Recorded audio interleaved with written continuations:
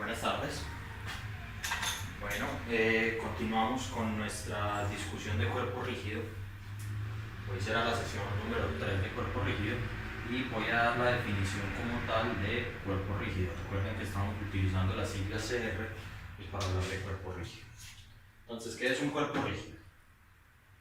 Recuerden que un cuerpo rígido en principio es una masa amorfa, y de esa masa amorfa pues escogimos dos puntos característicos. Voy a tomar este punto como mi punto número 1 y este punto, mi punto como mi punto número 2, perdón. ¿Qué tiene que cumplir todo cuerpo rígido? Pues se tiene que cumplir que el vector posición, la magnitud del vector posición entre este par de puntos, que la voy a llamar R12, esa magnitud R12 tiene que permanecer constante. Así esa fuerza este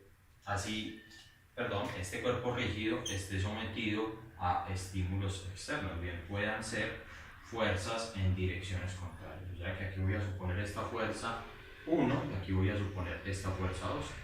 Para que piensen en un cuerpo rígido como un material, por ejemplo este borrador, ¿cierto? Y si yo le ejerzo a este borrador fuerzas en estas direcciones, en direcciones contrarias, o sea, fuerzas hacia allá y hacia acá, pues este borrador no se va a deformar apreciablemente si esas fuerzas tienen una magnitud, digamos, pequeña.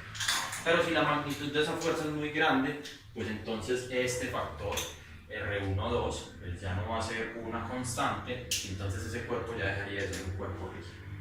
Pero vamos a suponer que estamos siempre dentro de ese régimen, en que esa distancia R12 es una distancia constante, sometida, ¿cierto?, a estímulos externos. Muy bien, después de haber visto la definición de cuerpo rígido, pues el paso es directo para mirar la parte de energía cinética y energía potencial de cuerpo rígido. Entonces vamos a empezar con la constituyente de energía cinética, pero es una energía cinética rotacional. Y después vamos a ir agregándole pedacitos.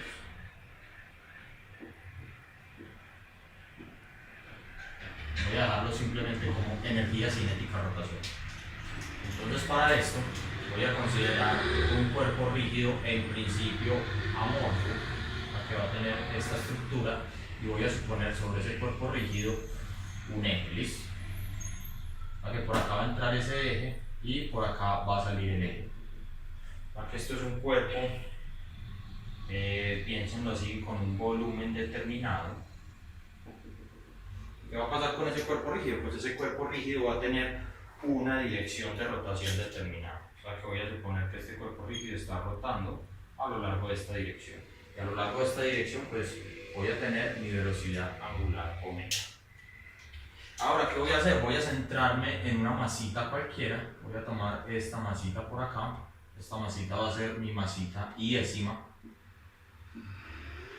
dentro de ese cuerpo rígido, y esa masita con respecto a este eje de rotación, pues ¿qué va a seguir? Va a seguir esta trayectoria circular, y esta trayectoria circular pues va a tener una distancia r sub i a partir de este punto. O sea que si yo considero otro punto por acá, pues ese punto seguiría una trayectoria circular r sub j, perdón, tendría un radio determinado, voy a ponerlo acá, r sub j, y esta sería mi trayectoria de la partícula j-ésima. ¿Qué tienen en común esta partícula y esta partícula?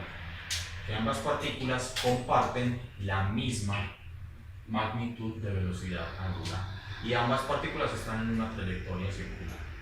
Entonces recuerden que nosotros habíamos visto desde nuestro análisis de trayectorias circulares, de movimiento circular, que la velocidad la podíamos relacionar con la magnitud del r por la velocidad angular, y esto era válido para todas las trayectorias circulares. O sea que ¿qué voy a tener acá? Voy a tener centrado en este eje, lo que estoy haciendo es aplastar todo este cuerpo rígido, voy a tener centrado en este eje distintas circunferencias de distintos radios, y todas esas partículas pues van a ser ¿quién? Van a ser la partícula I décima y la partícula J décima y la partícula K décima, y todas van a rotar alrededor de este punto, y este punto pues va a ser mi eje de rotación.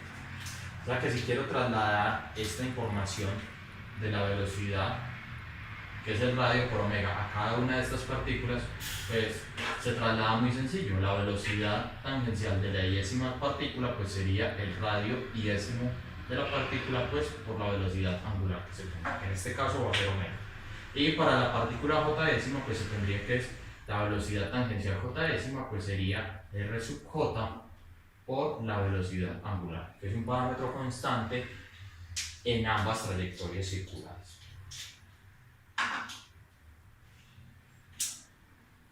Ya que si yo quisiera escribir el término de energía cinética para la I décima partícula, pues ese término de energía cinética pues lo escribiría como la energía cinética de la I décima partícula, y esto me quedaría escrito como un medio de la masa I por la velocidad I al cuadrado. O sea que, ¿qué? Pues yo voy a seguir escribiendo esta expresión, o sea que acabo de tener un medio de la masa I décima, y donde me aparezca la velocidad pues voy a evaluar el resultado anterior, o sea que acá voy a poner ¿quién? Acá voy a poner a R sub J por la velocidad, perdón, acá voy a poner R sub I por la velocidad angular, y toda esta expresión pues va a ir elevada al cuadrado. O sea que cuando yo sigo operando esta expresión pues acá me va a quedar un medio de la masita I, acá me va a quedar este R sub I al cuadrado, y acá me va a quedar la velocidad angular al cuadrado. O sea que la energía cinética I de la partícula I pues va a ser un medio de la masita I por R sub I al cuadrado por la velocidad angular al cuadrado. Por tanto, si yo quisiera calcular la energía cinética rotacional total del cuerpo, pues la energía cinética total rotacional, voy a ponerla así, energía cinética rotacional total, pues sería que sería sumar sobre todos los constituyentes de este cuerpo rígido. Y recuerden que ya discutimos eso en clase, ¿cierto? Eso va por el orden de Avogadro, pero por ahora voy a hacer esta sumatoria como un sumatorio desde I igual 1 hasta n. Se entiende que este n mayúscula es el número de partículas, voy a ponerlo explícitamente acá, número de partículas que constituyen el cuerpo rígido. O sea que esta sumatoria va a ser la sumatoria desde I igual 1 hasta el número total de partículas de ¿quién? De un medio de la masita I por R sub I al cuadrado por omega cuadrado. Ahora, ¿qué sigue? Des en cuenta que este medio es constante, o sea que va por fuera del sumatorio, y este omega es constante, o sea que también va por fuera del sumatorio. O sea que esa energía cinética rotacional total del cuerpo va a ser igual a un medio del sumatorio desde I igual 1 hasta n, ¿de quién? De n sub I por R sub I al cuadrado. Y todo esto al final va a ir multiplicado por omega al cuadrado. Es un leve repaso, ¿cierto?, de la clase pasada. ¿Qué hicimos después en la clase pasada? Esta cantidad que aparece dentro del paréntesis la llamamos momento de inercia. Listo.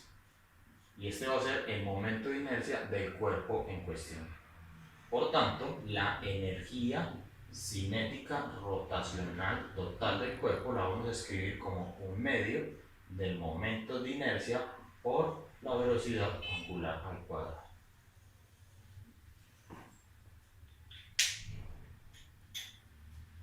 O sea que tenemos una definición cerrada de nuestro momento de inercia y de cómo va a ser la energía cinética rotacional del cuerpo en términos de nuestro momento de inercia y la velocidad angular al cuadrado. Eso da las relaciones pues, de trayectorias circulares que están siguiendo cada una de las masitas. Vamos a considerar el siguiente ejemplo. Entonces, para aclarar esto, vamos a hacer un leve cálculo de un momento de inercia para un cuerpo rígido, por supuesto. Esta distancia es el momento de inercia. Cuidado, voy a escribirlo acá. El momento de inercia I lo escribimos como ¿qué? Pues lo escribimos como el sumatorio desde igual 1 hasta n de m sub i por r sub i al cuadrado. Y se entiende que este r sub i es que este r sub i solo tiene sentido si nosotros tenemos una trayectoria circular y esta r va a ser la distancia desde el centro a esta trayectoria circular. Eso quiere decir que sobre este punto r sub i, hagan de cuenta este marcador, pues está atravesando un eje, listo. O sea que este eje puede salir o entrar al tablero, y dependiendo de si entra o sale del tablero yo voy a tener rotaciones dependiendo de la mano derecha. Si sale del tablero, pues recuerden que mi mano se cierra en el sentido contrario de las manecillas del reloj, o sea que la partícula va a estar rotando en ese caso en el sentido contrario de las manecillas del reloj, y a esta dirección la supusimos positiva. Ahora, caso contrario, si mi pulgar va entrando al tablero, pues estoy rotando en el sentido contrario de las manecillas del reloj, o sea en esta dirección, y mi dirección de rotación pues va a ser negativa. Pero independiente de la dirección de rotación, bien sea positiva o negativa, este r sub i es la distancia desde este punto a donde se encuentra la partícula en cuestión, que en este caso la partícula en cuestión sería la partícula iésima. O sea que ese momento de inercia va a depender directamente de qué, va a depender directamente del valor de masa y del valor de radio que se tenga. O sea que para eso supongan lo siguiente, voy a partir del tablero acá, supongamos que tengo 3 masitas, ¿listo? Voy a hacerlo así, para que sea un sistema discreto, ¿listo? En el cual podamos calcular momentos de inercia. O sea que voy a hacer el dibujito en perspectiva, voy a tener este triangulito, voy a hacerlo así, y este triangulito en este lado va a tener un tipo de arandela soldada, voy a ponerla así, y acá abajito pues va a tener otra arandelita soldada.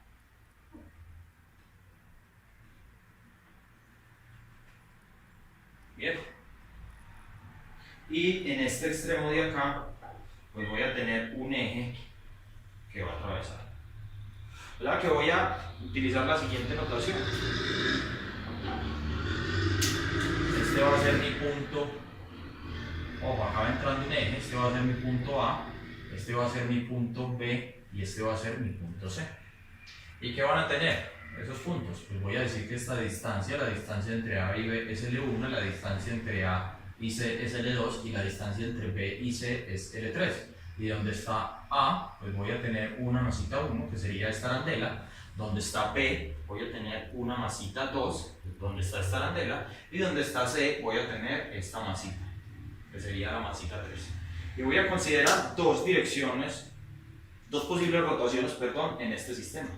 Voy a considerar una posible rotación sobre este eje que va entrando sobre A. O sea que si tengo un eje que va entrando sobre A, pues este punto A va a estar fijo, ¿cierto? ¿Y qué quiere decir? Quiere decir que este punto B y C va a rotar en el sentido de las manecillas del reloj. Quiero calcular el momento de inercia en ese caso.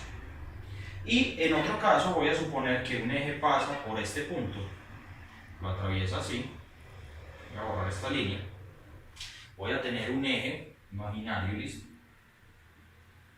que pasa por esta línea que conecta a B y C, y voy a suponer que este sistema visto desde B y C rota en el sentido contrario de las manecillas del reloj. Eso quiere decir que A sale y vuelve y entra al tablero, sale y vuelve y entra al tablero. O sea que con respecto al eje BC la masita A está rotando. De nuevo, sale y entra al tablero. Quiero escribir los dos momentos de inercia en ese caso. Claro, por supuesto, tengo el mismo cuerpo, pero tengo ese cuerpo rotando con respecto a sistemas distintos. En un caso va a ser A y en otro caso va a ser mi eje BC. ¿Qué debería esperar? ¿Debería esperar el mismo momento de inercia o debería esperar distintos momentos de inercia? ¿De qué va a depender ese momento de inercia? Va a depender del cuerpo, de la masa, de la separación, de la forma en que rote. ¿De qué? ¿De qué debería depender? Ahora que arranco por mi momento de inercia visto desde A. O sea que lo voy a poner explícitamente, momento de inercia visto desde A. Eso quiere decir que voy a considerar primero la rotación desde un eje que entra al tablero. En este caso voy a considerar esta flechita, que quiere decir que está la masita B y C rotando en el mismo sentido de las manecillas del reloj. O sea que en este caso escribo formalmente la definición de momento de inercia. O sea que en este caso el momento de inercia visto desde A va a ser el sumatorio desde I igual 1 hasta 3, porque tengo 3 masas, y acá tendría que escribir ¿qué? Acá tendría que escribir cada una de las masas por la distancia de cada una de las masas. O sea que en este caso este momento de inercia pues va a ser ¿qué? Va a ser la masita 1 por la distancia a la masita 1 visto desde A al cuadrado. O sea que la distancia de la masita 1 visto desde A pues sería la distancia de esta masita vista desde A. O sea que esta distancia va a valer C. Más la masita 2 por la distancia R2 al cuadrado. Más la masita 3 por la distancia R3 al cuadrado. O sea que voy acá abajo con esta expresión.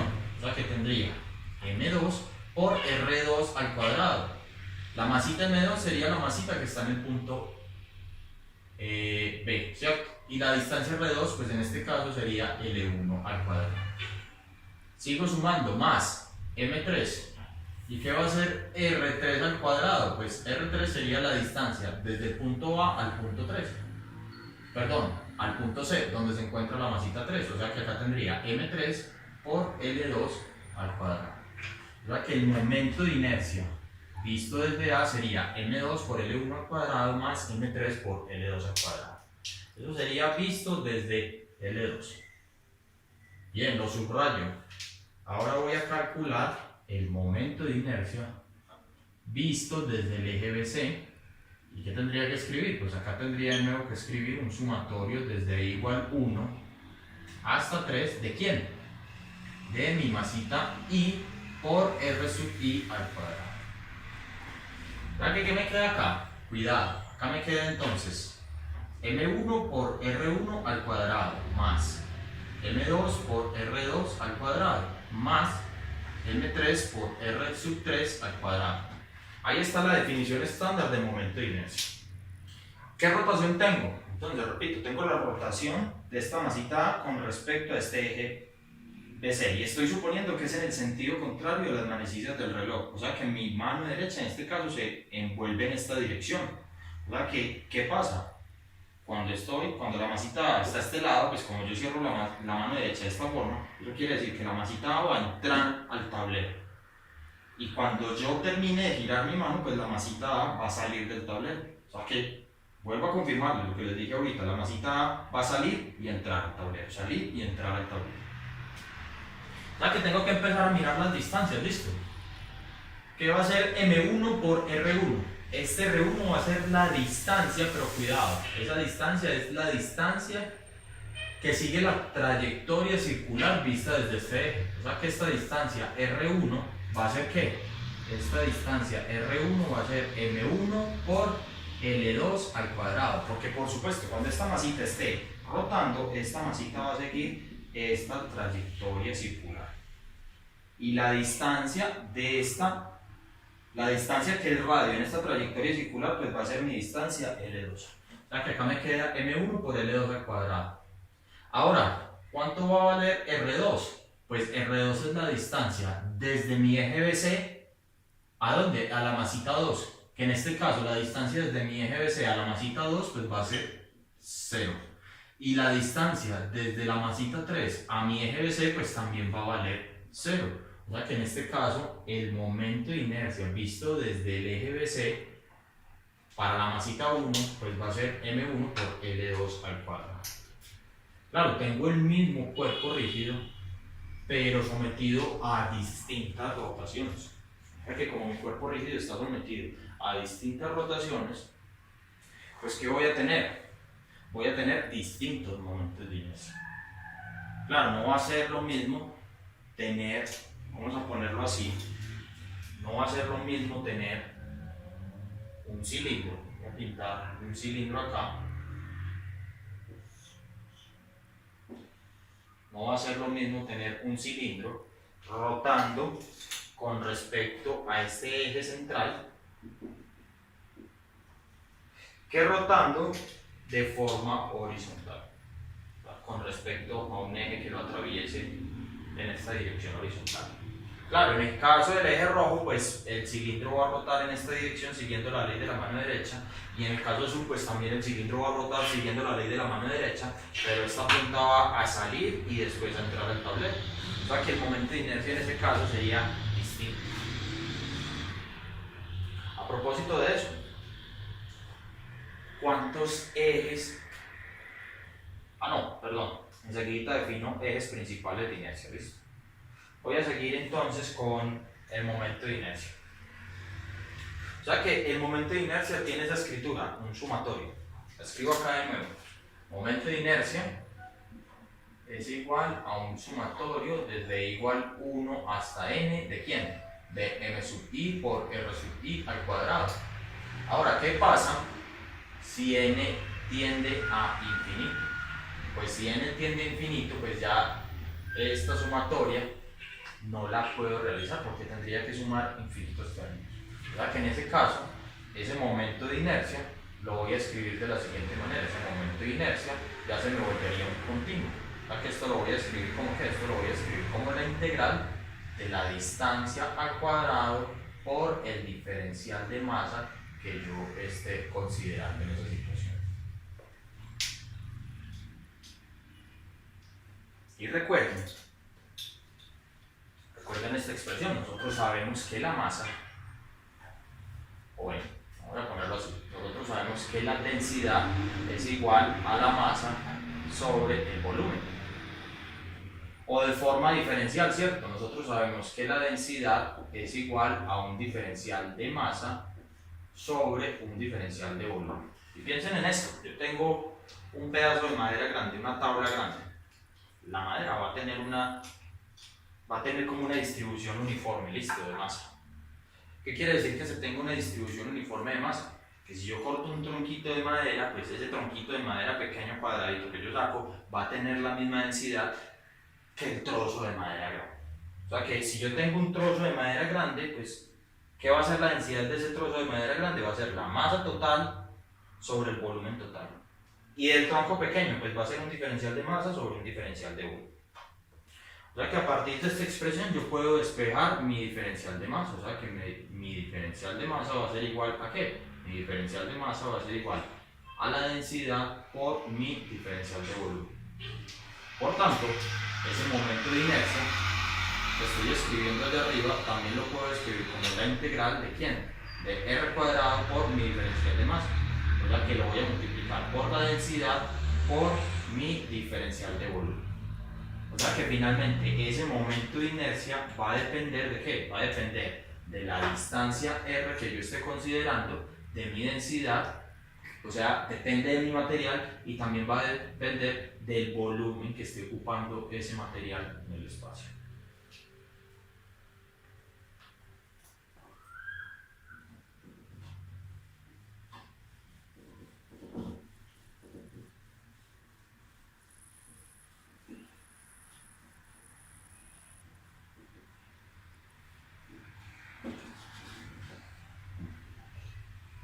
Vamos a suponer, vamos a realizar este ejemplo, ¿listo?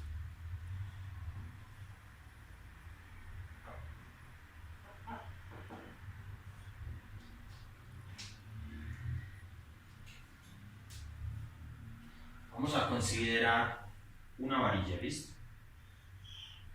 Voy a pintar esa varilla de la siguiente forma, voy a pintarla así.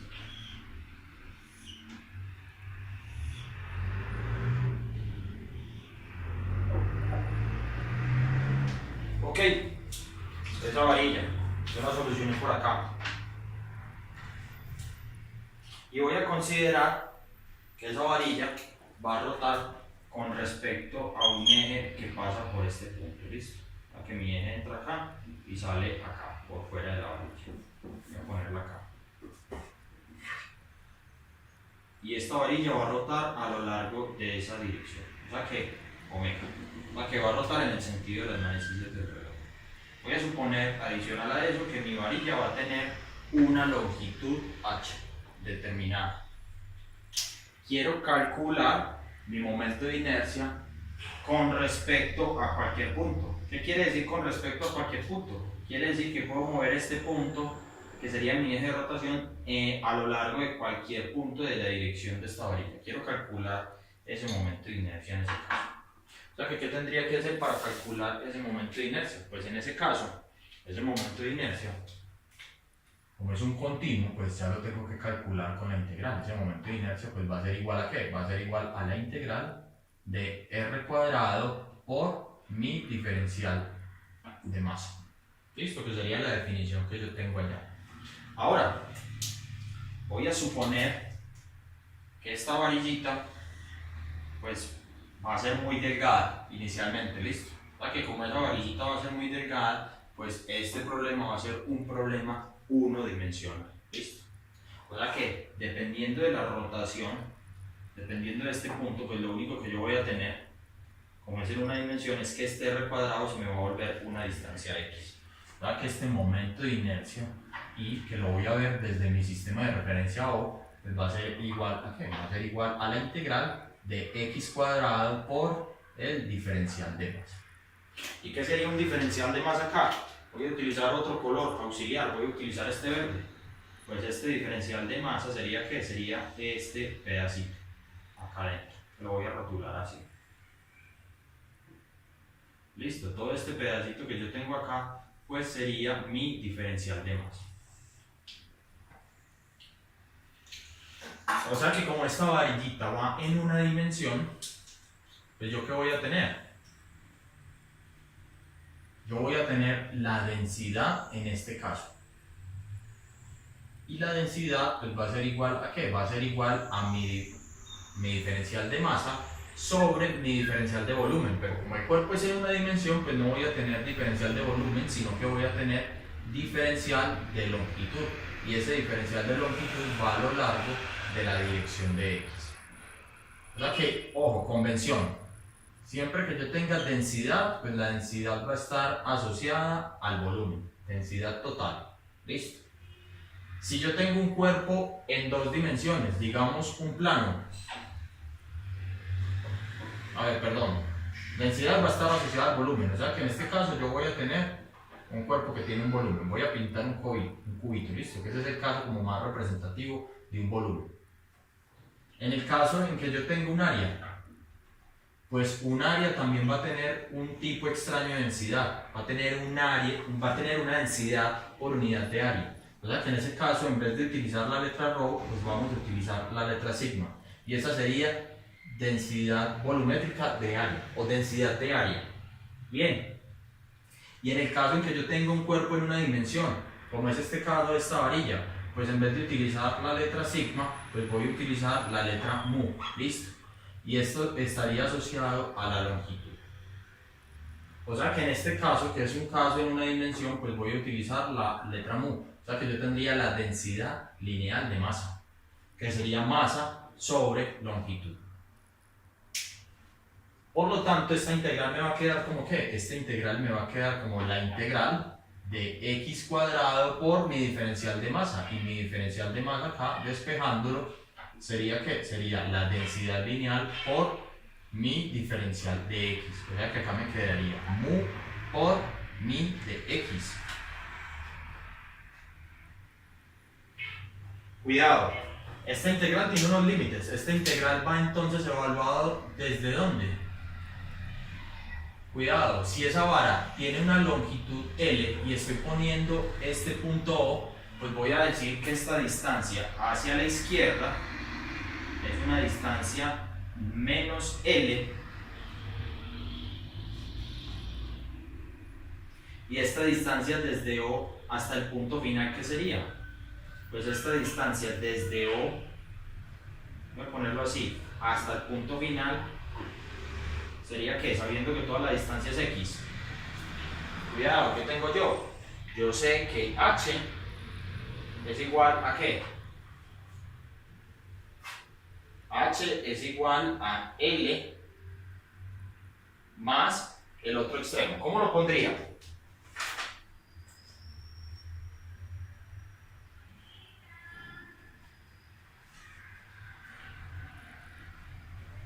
A ver, voy a clarificarlo mejor acá.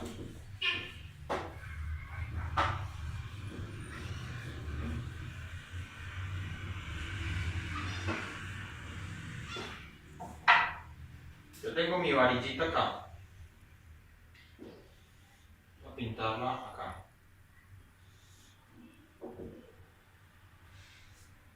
La distancia total de la varilla es h. Y estoy poniendo este punto acá. Y yo sé que mi eje X crece hacia la derecha. Y yo sé que toda esta distancia es h. Ahora voy a suponer que la distancia desde este punto en X hasta este extremo es L. Perdón, acá puse menos L. Es L. O sea que ¿qué va a ser la distancia desde este punto hasta el final? Pues esta distancia va a ser h menos L. O sea que esa integral, ¿cómo la tengo que realizar? ¿Cómo me van los límites acá? Si lo estoy viendo todo desde mi sistema de referencia O, pues en ese caso la integral va desde menos L ¿hasta dónde? Hasta h menos L. Así van los límites. Y cuidado, que también puedo utilizar la siguiente relación. Recuerden, como lo explicaba con la madera, yo sé que la densidad lineal es igual a ¿qué? Es igual a la masa total que tenga la varillita sobre la longitud de la varillita, que en este caso es h. Y también tiene una expresión diferencial, que sería ¿qué? Sería mi diferencial de masa sobre mi diferencial de longitud. O sea que yo puedo escoger este lado de mu con este lado de m sobre h, o este lado izquierdo de mu con este diferencial de masa. Y de hecho, la última fue la escogencia que hice, mu con mi diferencial de masa sobre mi diferencial de longitud. O sea que yo a partir de acá puedo despejar mi mu también. O sea que, cuidado, yo tengo allá, yo puedo evaluar el último resultado. Mu es igual a m sobre h. O sea que eso me permite escribir el momento de inercia, cuidado con esto, momento de inercia que estamos viendo desde O como ¿qué? Como la integral desde menos L hasta h menos L de ¿quién? De x cuadrado, y donde me aparezca mu, pues voy a poner ¿qué? Voy a poner m sobre h, y todo esto va a ir multiplicado por mi diferencial de x. ¿Por qué lo hago así? Porque esta densidad va a ser una constante, y va a ser una constante que depende de términos conocidos, que en nuestro caso van a ser masa, la masa total de la varilla y la longitud total de la varilla. O sea que esta cantidad va a salir por fuera de la integral porque es una constante. O sea que cuando yo la escriba, acá me va a quedar ¿qué? Acá me va a quedar m sobre h. Cuidado que esto va igual, ¿cierto? Por la integral desde menos L hasta h menos L. Y finalmente acá me va a quedar x cuadrado por mi diferencial de x, que es una cantidad que yo ya puedo integrar sencillamente. Lo que acá me queda que mi momento de inercia visto desde O va a ser igual a m sobre h por x a la 3 sobre 3, ya integrando, y esto va evaluado desde menos L hasta h menos L. O sea que procedo a evaluar esto. Acá voy a tener m sobre 3h, y acá me va a quedar ¿qué? Acá me va a quedar h menos L, que va elevado a la 3, menos L, que también va elevado a la 3. O sea que mi momento de inercia visto desde O va a ser igual a ¿cuánto? Voy a realizar todas esas operaciones, va a ser m sobre 3h, y acá me va a quedar ¿qué? Acá me va a quedar entonces h menos L, todo esto a la 3. Cuidado que esta potencia es impar, o sea que acá me va a quedar más L a la 3, y ahí quedaría calculado mi momento de inercia para mi vara visto desde mi sistema de referencia O. O sea que ¿qué pasa si yo quiero poner ese punto O en este extremo izquierdo o en este extremo derecho? Pues yo debería obtener el mismo resultado, porque yo no puedo distinguir entre este extremo izquierdo y este extremo derecho. O sea que si lo hago en ese caso, ¿cuánto valdría esa distancia x? O en este caso, ¿cuánto valdría la distancia L? pues en ese caso la distancia L tendría que valer 0. ¿Verdad? Que en un extremo valdría 0 y en el otro caso valdría ¿cuánto? Valdría menos L. A ver, en un caso valdría 0 y en el otro caso, perdón, valdría L. ¿Verdad? Que ¿cómo me queda? En el caso en que L valga 0, en que L tienda a 0. Pues en el caso en que L tienda a 0, pues mi momento de inercia visto desde O, o sea, desde el extremo izquierdo, voy a ponerlo acá explícitamente, desde el extremo izquierdo, pues va a ser I sub 0 igual a ¿qué? Igual a M sobre 3H y L va a valer 0, o sea que acá voy a tener ¿qué? Voy a tener simplemente H a la 3. ¿Verdad? Que uno de estos H se me va con uno de estos, o sea que esto va a ser igual a M por H cuadrado sobre 3.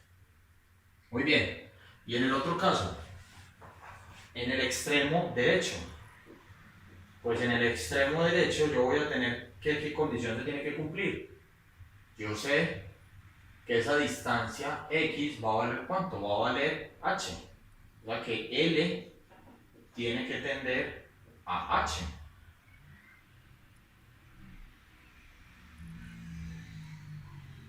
Muy bien, o sea que ¿qué me va a quedar? Me va a quedar que mi momento de inercia visto desde O va a ser igual a M sobre 3H, que me multiplica ¿a quién? Me multiplica a H menos H, todo esto a la 3, más H a la 3. O sea que este elemento se va a 0 y de nuevo obtengo el mismo resultado, que sería ¿cuánto? Sería M por H cuadrado y todo esto sobre 3. Correcto, tienen que coincidir, por supuesto. Bien.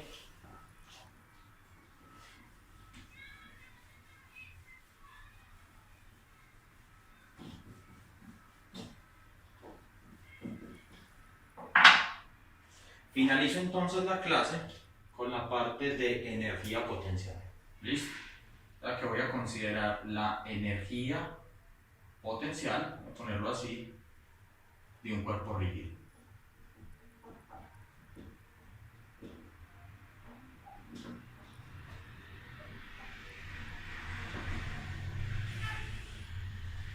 En el caso de un cuerpo rígido, ¿qué tenemos? Entonces, de nuevo, tengo una masita, voy a ponerla acá, de nuevo es una masa total y tiene cualquier forma, ¿listo? Y voy a considerar infinitos puntos dentro de esa masa. Y me voy a centrar en cualquiera. Le digo cualquiera, es cualquiera, listo. Me voy a centrar en este va a ser mi punto y este. ¿Y qué voy a hacer a continuación? Pues voy a considerar mi sistema de referencia, voy a suponer mi eje Y positivo hacia arriba, eso quiere decir que la gravedad va hacia abajo, y por acá abajo pues voy a considerar mi suelo. Entonces, de a pedacitos, ¿qué sería la energía potencial gravitacional? Cuidado, tomando mi cero de energía potencial gravitacional en el suelo. ¿Qué sería la energía potencial gravitacional de la iésima partícula? Pues en ese caso yo tendría que sería la masita I por el producto de la gravedad por la altura de la iésima partícula. Y se entiende que la altura de la iésima partícula pues va a ser la distancia desde este punto I hasta el suelo. Entonces, ¿qué tendría? Pues ahí simplemente tendría esa expresión. Ahora, por otro lado, ¿qué sería la energía potencial gravitacional total del cuerpo? Pues la energía potencial gravitacional total del cuerpo sería, ¿qué? Sería el sumatorio desde igual 1 hasta n, o sea, la suma de todas, absolutamente todas las masas que me componen el cuerpo. ¿Y ahí qué vendría? Ahí me vendría m sub i por el valor de la gravedad, que es una constante, por la altura de separación de cada una de esas masitas. Y recuerden que esta g es constante, o sea que va por fuera, ¿cierto? Bien puede ser a derecha o a izquierda. La voy a poner ahí, a derecha, perdón. Para que este sumatorio me va a quedar como que me va a quedar como el sumatorio desde igual 1 hasta n de m sub i por y sub i, y todo esto va a ir multiplicado por el valor de la gravedad. Ahora, recordemos la definición de centro de masa. Listo, por acá. ¿Qué es R centro de masa? Vector posición R centro de masa se define como ¿qué? Se define como el sumatorio desde igual 1 hasta n de m sub i por r sub i vector. Y todo esto va dividido sobre ¿quién? Todo esto va dividido sobre la masa total del cuerpo. En este caso va a ser m total.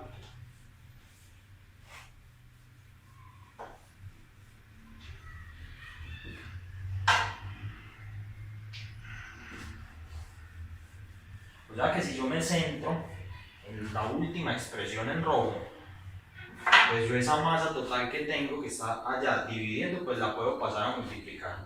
O sea que acá ¿qué me va a quedar? Acá me va a quedar entonces la masa total por R centro de masa vector, y todo esto va igual a ¿cuánto? Todo esto va igual al sumatorio desde igual 1 hasta n de ¿quién? De m sub i por r sub i vector. Ahora supongamos que yo tengo todo esto en una dimensión